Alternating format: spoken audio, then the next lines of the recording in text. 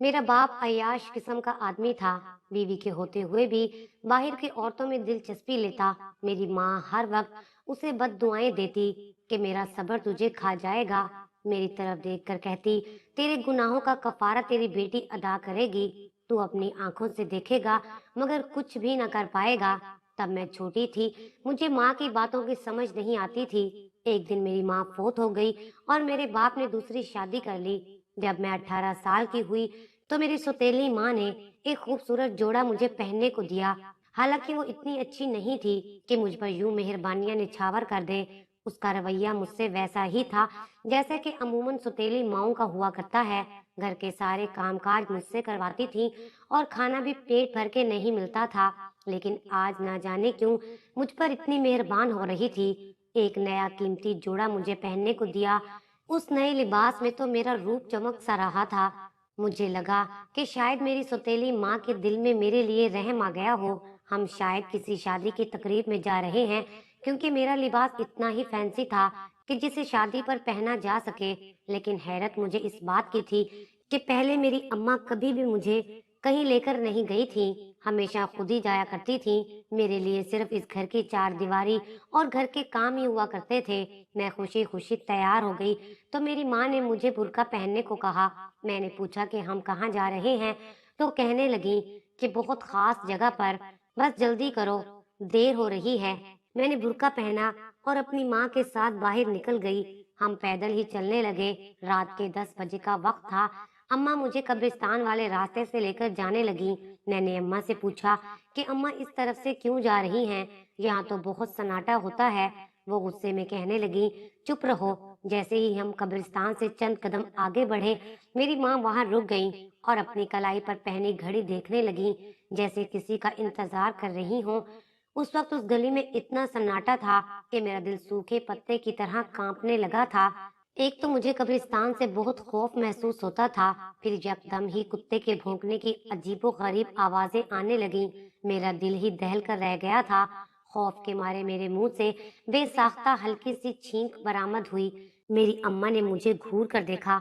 मैं बुरी तरह लरज रही थी। मैं ना जाने क्यों नर्वस थी। मुझे अभी तक नहीं मालूम था कि हम यहाँ क्यों खड़े हैं। अम्मा मुझे यहाँ क्यों लाई हो? कुछ ही देर में गाड़ी की तेज रोशनी मेरी आंखों में पड़ी थी। जैसे ही गाड़ी हमारे पास आके रुकी, मेरी तो जान ही निकल गई। मैं डर गई थी कि कहीं कोई डाकू ना हो। ऐसे सन्नाटे वाली जगहों पर वारदात का होना आम सी बात है। मैं कदरे पीछे हट गई। मैं पहले ही कुछ डरपोक किस्म की लड़की थी। मैंने अपनी माँ की तरफ देखा तो वो गाड़ी को देखकर मुस्कुराने लगी। मुझे अम्मा की मुस्कुराहट अजीब सी लग रही थी। गाड़ी का फ्रंट दरवाजा खुला और फिर एक भरपूर जिसामत का आदमी, जिसकी उम्र 40 साल के लगभग थी, मुंह में पान डाले पहले उसने मेरी तरफ देखा, उसके बाद मेरी अम्मा की तरफ देखने लगा। अम्मा ने उससे सलाम किया। इसका मतलब था कि वो मशकूक देखने वाला शख्स अम्मा की जान पहचान वाला था। मैं उस वक्त बौखला सी गई थी जब अम्मा ने मेरा हाथ पकड़ के मुझे आगे की तरफ बड़ी सख्ती से धकेला और उस शख्स से कहने लगी, इसे अपना ही माँ समझो, मेरी बेटी है, इसे ले जाओ, बाकी बात मैं तुमसे फोन पर बात करूंगी। अम्मा की बात सुनकर मेरे तो उसान खता होने लगे। मेरा दिल उस वक्त अनजाने से अंदेशों में डूबने लगा। मैंने अपना हाथ अम्मा के हाथ से खींचा और पीछे हटकर मैं घबरा कर बोली, मुझे किसी के साथ कहीं नहीं जाना। ना जाने मुझे क्यों बहुत बड़ी गड़बड़ का एहसास हो रहा था।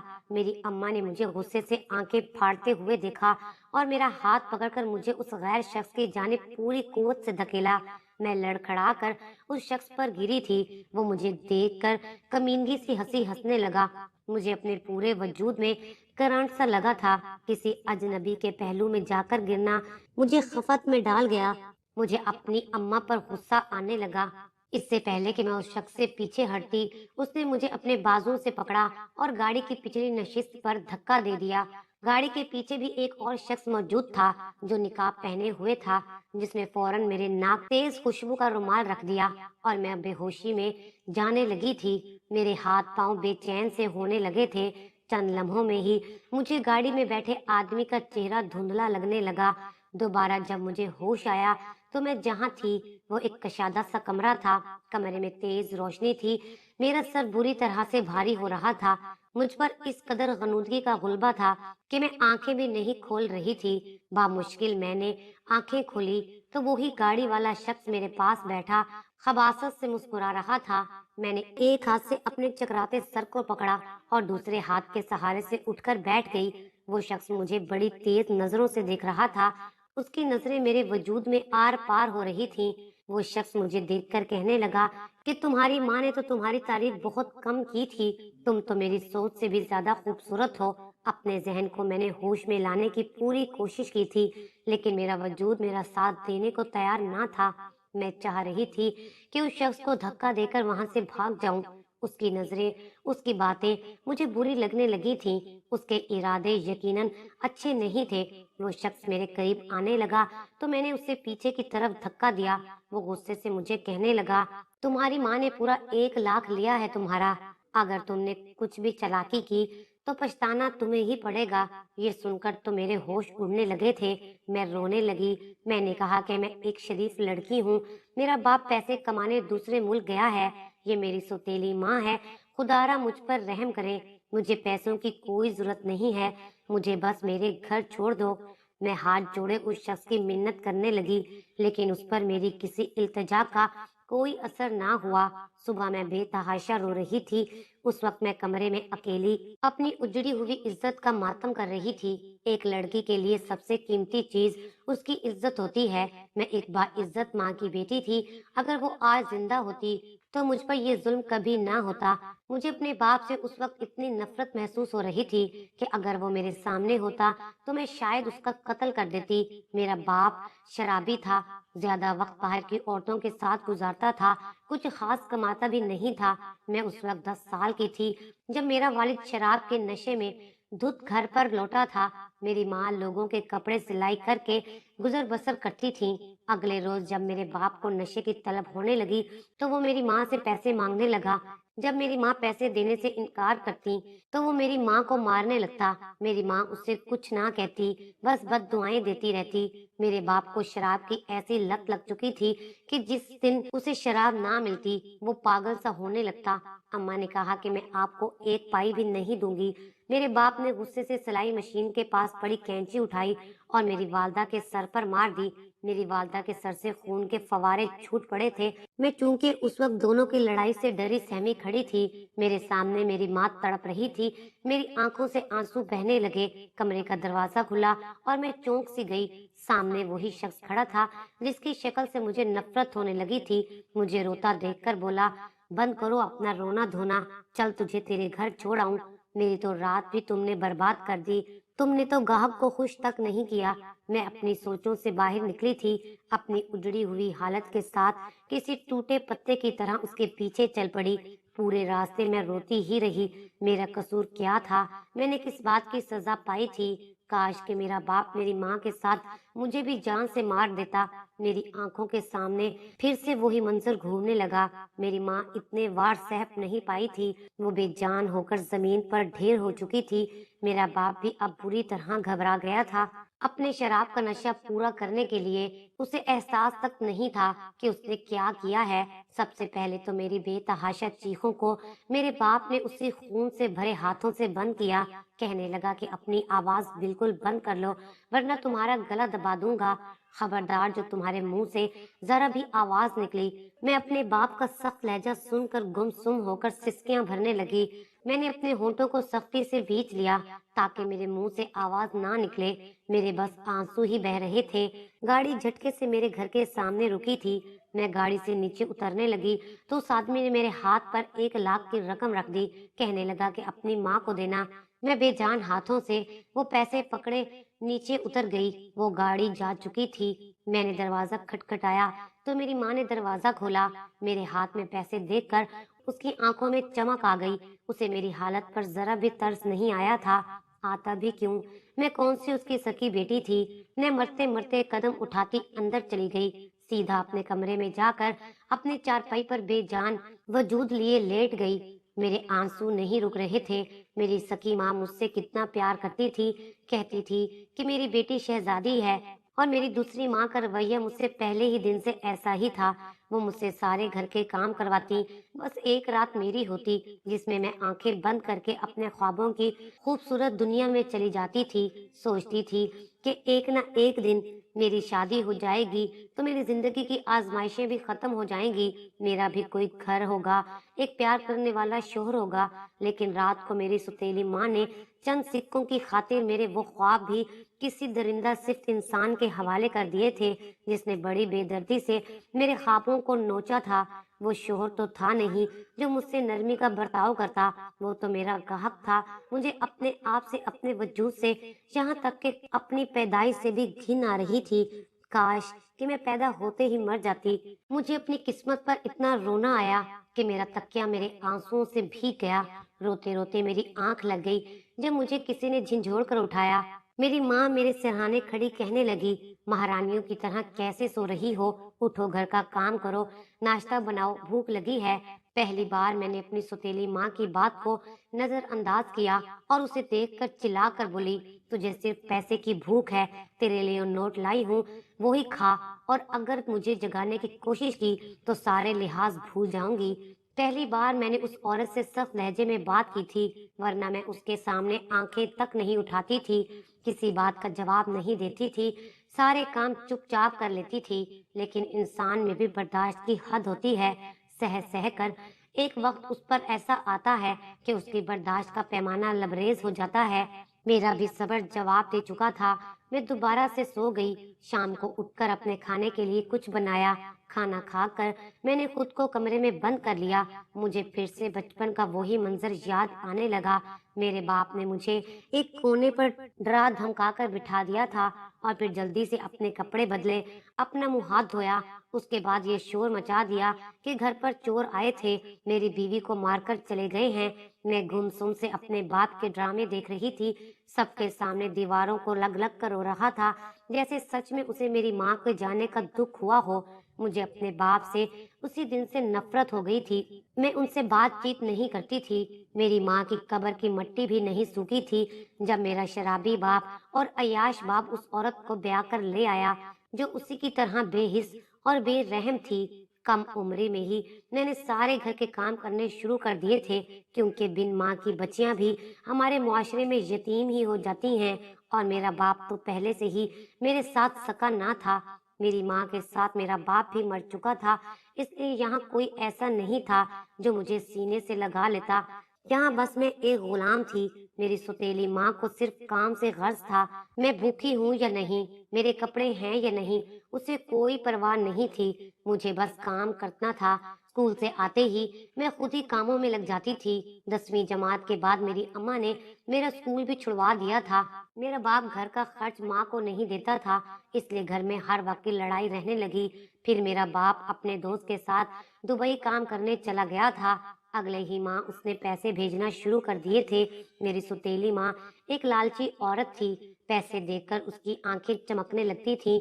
अक्सर पूरा पूरा दिन वो बाहर रहती थी, शाम को ही घर लौटती थी, और जब घर आती तो उसके हाथ में नोट ही नोट होते थे, जिन्हें वो गिन कर अपने कमरे में रख देती थी। वो पूरा दिन कहाँ गुजारती, क्या करती थी, मुझे कुछ खबर भी ना थी।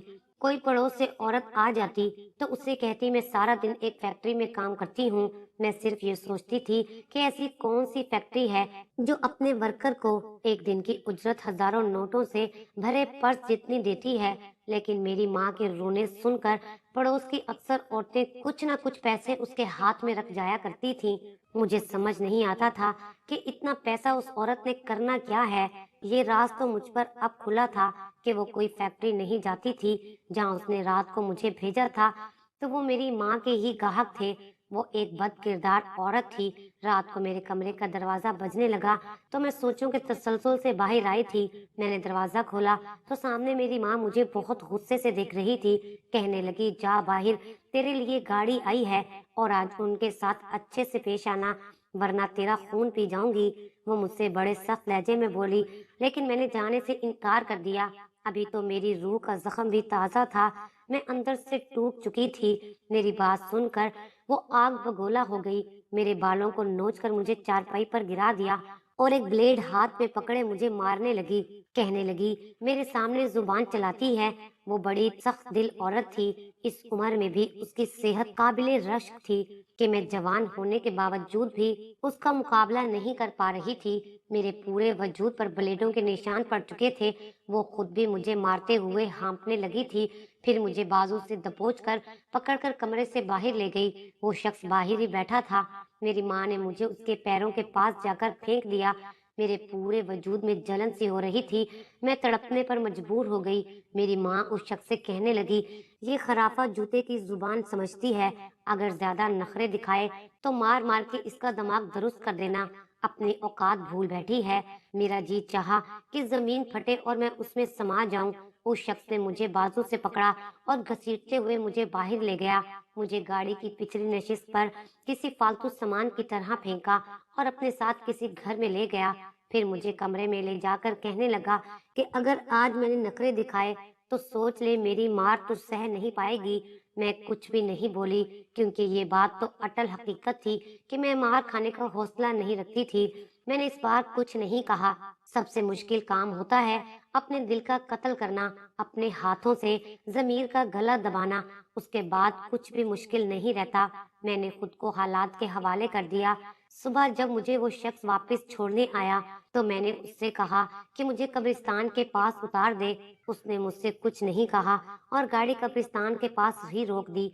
मैं गाड़ी से उतरकर कब्रिस्तान के अंदर चली गई। अपनी माँ की कब्र पर जाकर बैठ गई। फूट फूट कर रोने लगी। कहने लगी कि मुझे क्यों अकेला छोड़कर चली गई, किसके सहारे मुझे इस वहशी जानवरों को सौंप गई। वजूद इंसानी रूप धारे मुझे किसी भी बेजान गोश्त के टुकड़े की तरह लूटते हैं। मुझे अपने पास बुला लो। अम्मा, मैं तुम्हारी शहजादी थी, क्यों तुम मुझे जालिम दुनिया के हवाले कर गई हो? देखो, तेरे बाद तेरी शहजादी कैसे बिकाऊ माल बनकर रह गई है। मुझे इस बेहिस दुनिया में नहीं रहना। मैं अपनी माँ की कब्र पर तड़प तड़प कर रो रही थी, हिचकियों से रो रही थी। फिर वही ख्याल आने लगा कि अब्बा अम्मा पर बहुत जुल्म करता था। तब मेरी माँ के दिल से बददुआएं निकलती थीं कि मेरे बाप का किया उसकी बेटी भुगतेगी और वो अपनी आंखों से देखेगा। मुझे एक एक लफ्ज याद आने लगा था। इस सोच ने तो मेरी रूह तक को घायल कर दिया था कि इसमें मेरा तो कोई कसूर नहीं था। लेकिन फिर ये ख्याल आने लगा कि मेरी माँ तो माँ थी, मुझे बद्दुआ कैसे दे सकती थी। उसने वैसे ही कह दिया होगा। मैं बहुत देर तक अपनी माँ के पास ही बैठी रही, रोती रही, ना जाने उनसे क्या क्या बातें करती रही। फिर ये सोचा कि अच्छा है कि अम्मा पहले ही मर गई थी, वरना मुझे इस हाल में देखती तो शायद सह नहीं पाती।